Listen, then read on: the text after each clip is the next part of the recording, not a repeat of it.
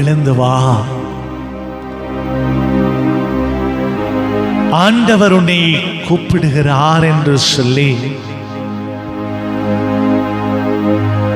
அந்த அழைப்பு பாத்திமேயை நோக்கி வந்தது. ஆண்டவர் தன்னை கூப்பிடுகிறார் என்று சொன்ன அந்த செய்தியை கேட்டதும் தன் மேலாடை எல்லாம் தூக்கி எறிந்து பாத்திமேயு ஆண்டவரிடத்திலே குதித்தெழுந்து போனார்.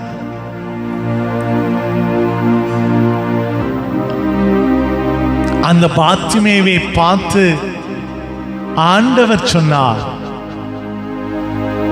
தாவீதின் குமாரனை இறங்கும் என்று கேட்ட அந்த பாத்திமேயை பார்த்து விசுவாசத்தை செயல்படுத்தி தன் வாழ்வாதாரத்துக்காக தன்னிடமிருந்த அந்த ஒரே போர்வையை பிச்சை எடுத்துக்கொண்ட அந்த பாத்திமேயு தூக்கி எறிந்து குதித்தெழுந்து ஓடி வந்த அந்த இயேசு பாத்திமேயை பார்த்து சொன்னார், உனக்கு நான் என்ன செய்ய வேண்டும் என்று விரும்புகிறேன்?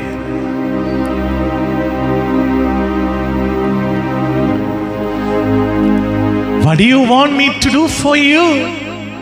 Says the Lord. இந்த கேள்வி, உனக்கு நான் என்ன செய்ய வேண்டும் என்று கேட்கின்ற இந்த கேள்வி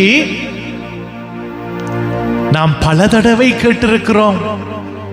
பல மனிதர்களுடைய வாயிலிருந்து, நம் சொந்த உறவுகளிடம் இருந்து, நம் சொந்த நண்பர்களிடம் இருந்து, அயலவர்களிடம் இருந்து, நாம் மிகவும் அன்பு செய்தவர்களிடம் இருந்து.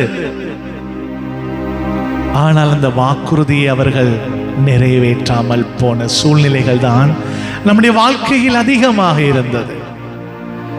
இதனால் நாம் பெற்ற ஏமாற்றங்கள் அதிகமாக இருந்தது. ஆனா இயேசுவினுடைய வார்த்தை அப்படிப்பட்டது அல்ல.